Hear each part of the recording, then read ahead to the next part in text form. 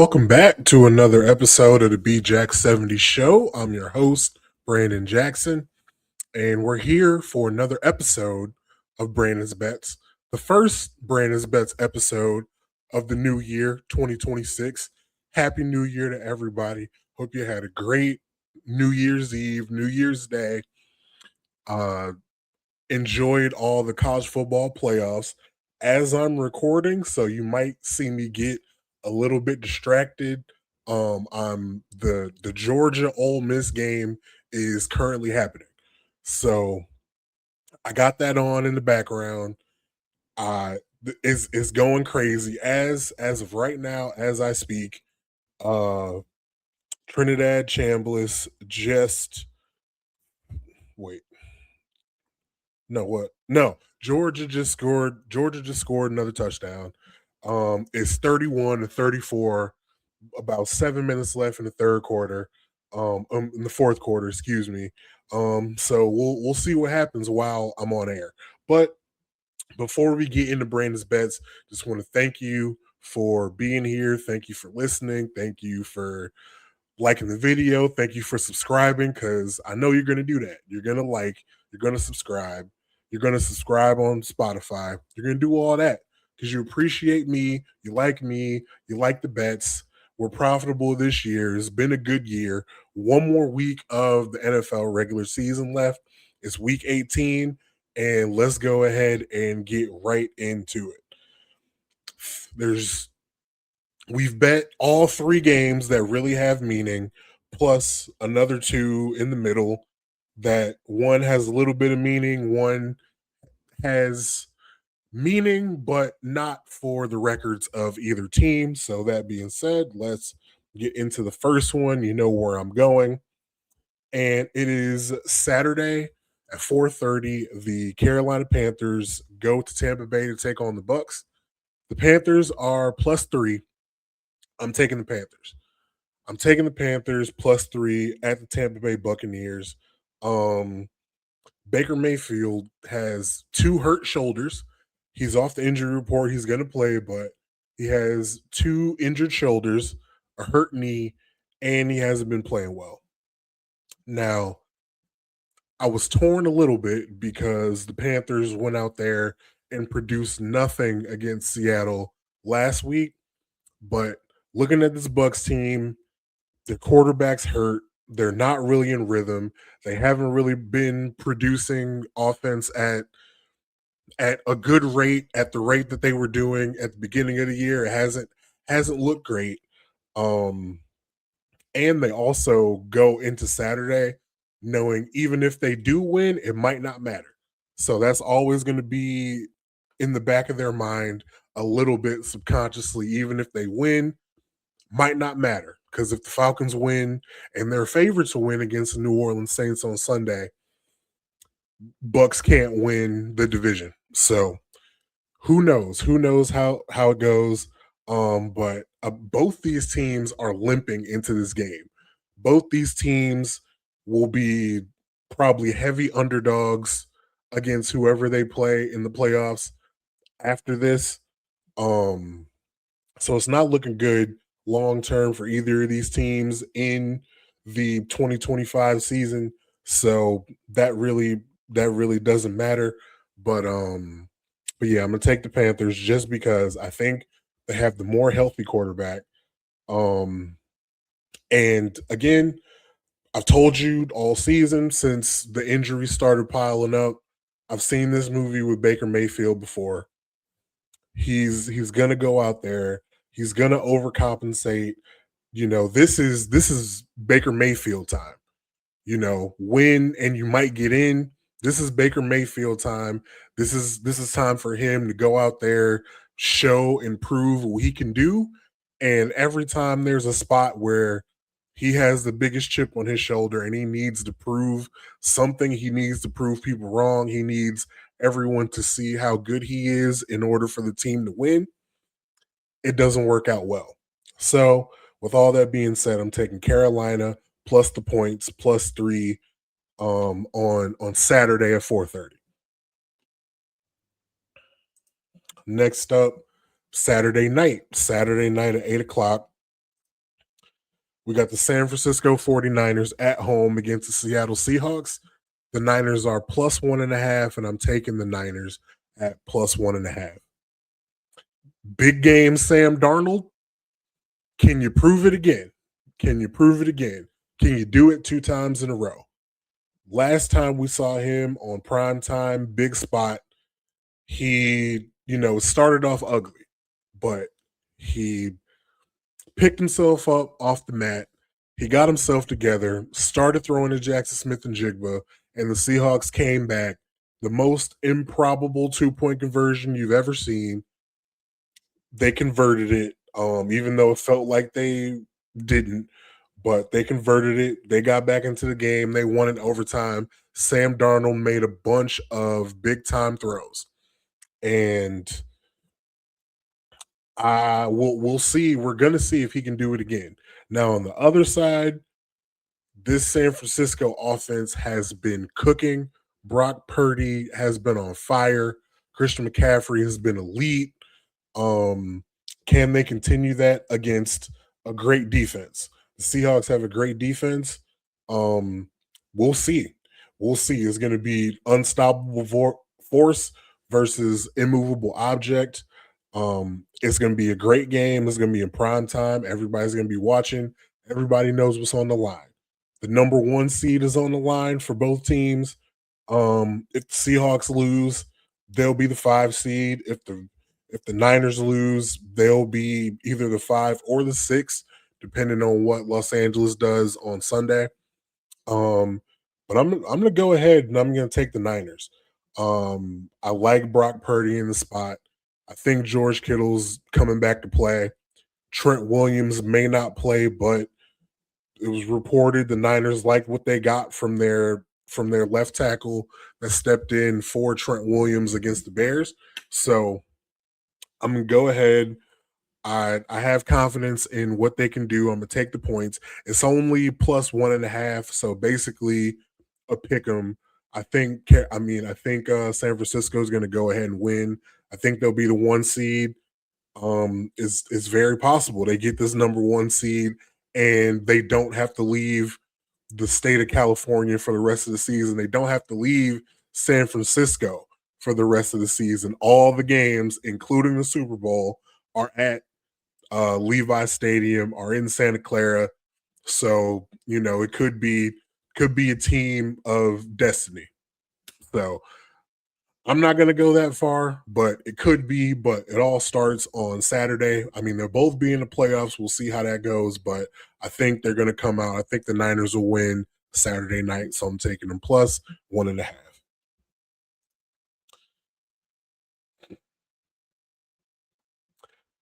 Next up, got the Cleveland Browns +7.5 at the Cincinnati Bengals. Now, I know what you're thinking. If you follow Brandon's bets, you may have noticed every time I take the Browns plus the points since Shedeur Sanders has been a starter, the Browns have covered. They've covered, but every other bet has lost in that week.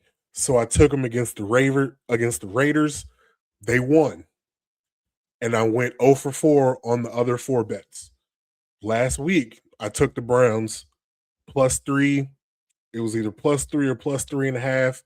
At the Steelers, I think it was +3. They won outright, 0-4 with the other 4 bets. But those, when I picked those were essentially Shedeur Sanders bets. I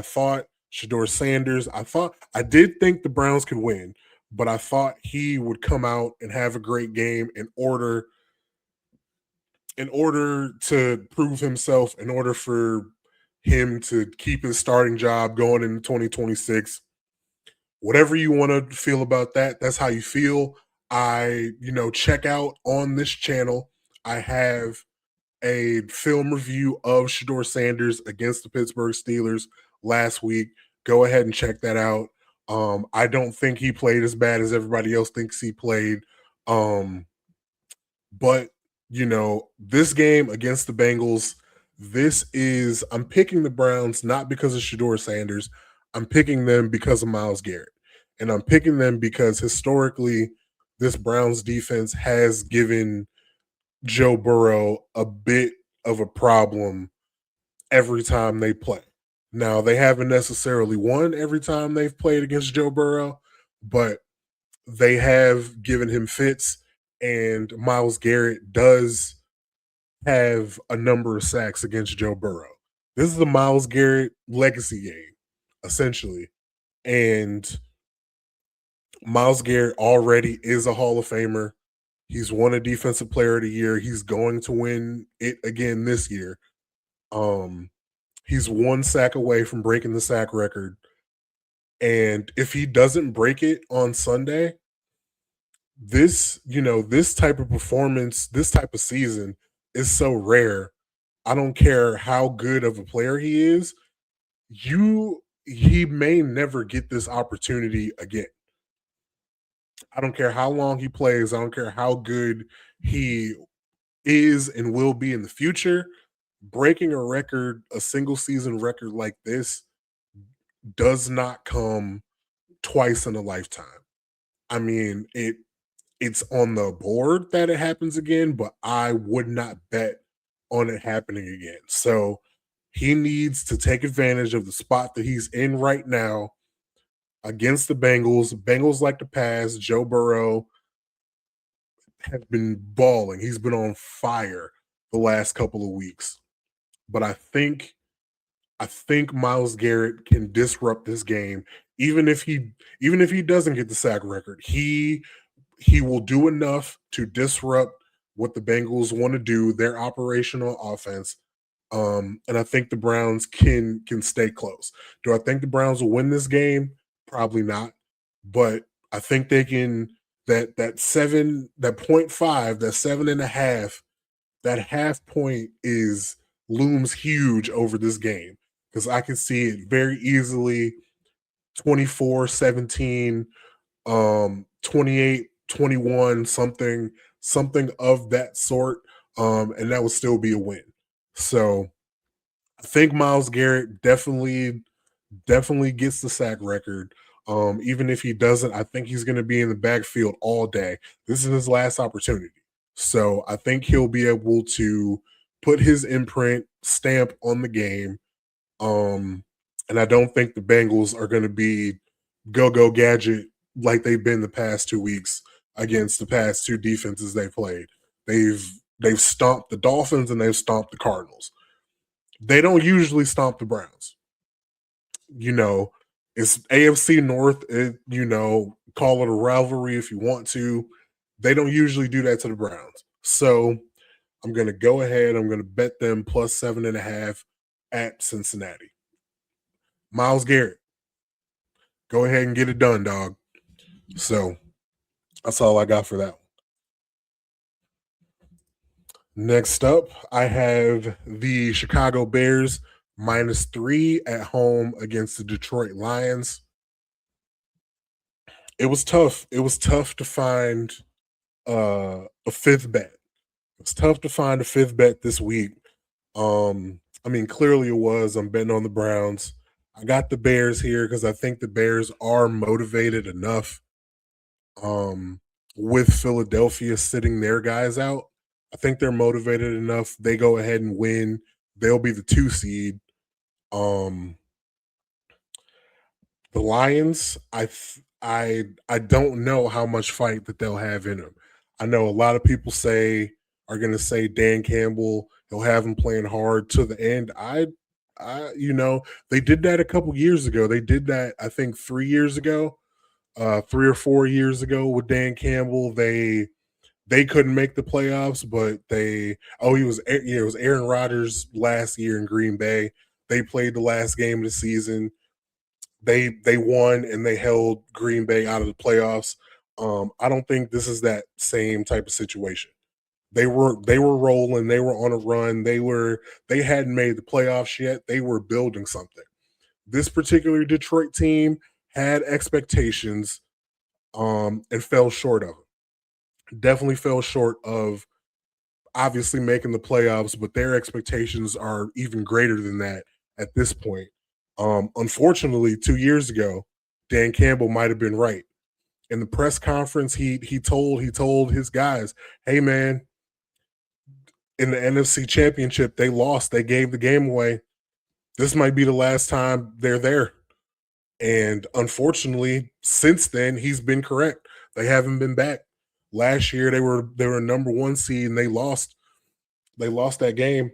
Um, Pass interference, Ole Miss with less than 2 minutes left. Okay, we'll see. We'll see how it goes. Um, but yeah, Lions. I don't know how much fight the Lions will have in this particular game, but the Bears, I know they want to win. They might not pull out all the stops to win, but I know they do at least want to win this game. So I'm gonna go ahead and go Bears -3. And last but not least, last game of the season. Baltimore Ravens, Pittsburgh Steelers, AFC North on the line. Win and you get in, lose and you go to the crib. Lose, your coach might get fired. This is essentially, if you like wrestling, if you know wrestling, this is a loser leaves town match. Loser leaves town. Winning, you're in. Lose, you go to the crib. You don't got to go home. You got to get the heck up out of here. So, Baltimore Ravens at the Pittsburgh Steelers. It's Ravens -3.5. Lamar Jackson is playing. I'm taking the Baltimore Ravens -3.5. It's been ugly. It's been an ugly year. It's been an ugly season. The Ravens had just a little bit more fight left in them that I didn't know that they had. The Steelers might not have any left. DK Metcalf won't be in this game. They lost to the Browns. The offense looked pathetic against the Browns. Defense did well enough. They only gave up 13 points. Offense could only muster up 6. Aaron Rodgers, this might be his last game. He's had a couple runs where he's looked good. He's looked excellent even. But as of late, he's looking every bit of his age, not in sync with his receivers, only throwing to the guys that he knows, MVS, not throwing to open guys. Darnell Washington, who had seemed to be a favorite target, he's out. He broke his arm. We'll see how it goes, but Lamar Jackson's playing, and I would I can't I can't go against Lamar Jackson in this spot. I know historically against the Steelers, he hasn't always fared well. In big moments like this, he hasn't always necessarily fared well. But he's been hearing the noise. He at the press conference today, he said, and I'm recording this on Thursday. At Thursday's press conference, he said, "I'm 100% in. I'm playing in this game." He's heard the noise. He's heard people talk about on every show on this show. People maybe questioning if he could have played last week, if he could have played for this team. What's going on? Him and Harbaugh, all that. He's heard the noise. He knows what's at stake.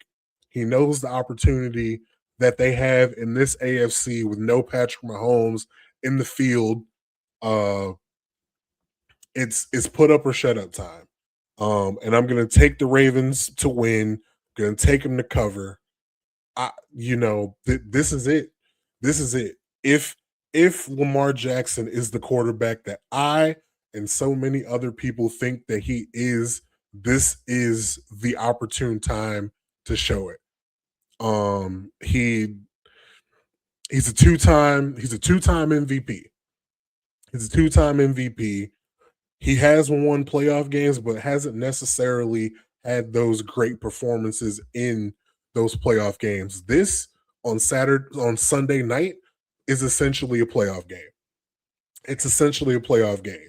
Lose and you're eliminated, that's a playoff game. So can he overcome his own history? Can he overcome people thinking that he's the James Harden of the NFL? Gaudy regular season numbers, but when it comes to the postseason, you're a level below. You're a level below. You might even be a choke artist. I don't consider him to be a choke artist.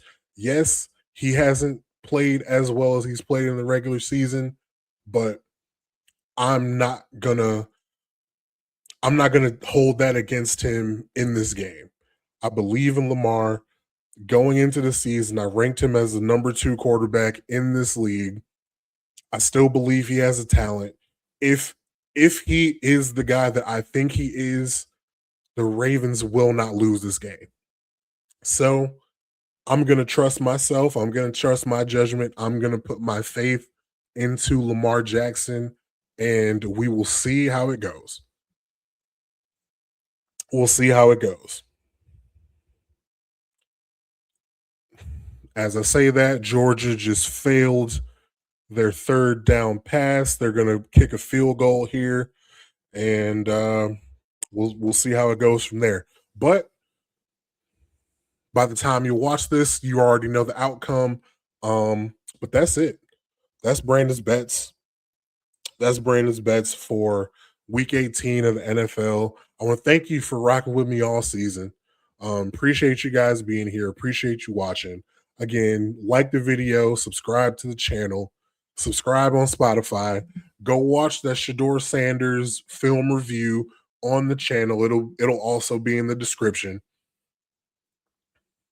Hey man, good luck this week. Again, happy new year to you. Hope you had a great week, great holiday, time off if you could get it. Hope everything for you. Good luck this weekend, and I'll see you on most likely on Tuesday for Takeaway Tuesday. So that being said, thanks for watching, and until the next time, I'll see you.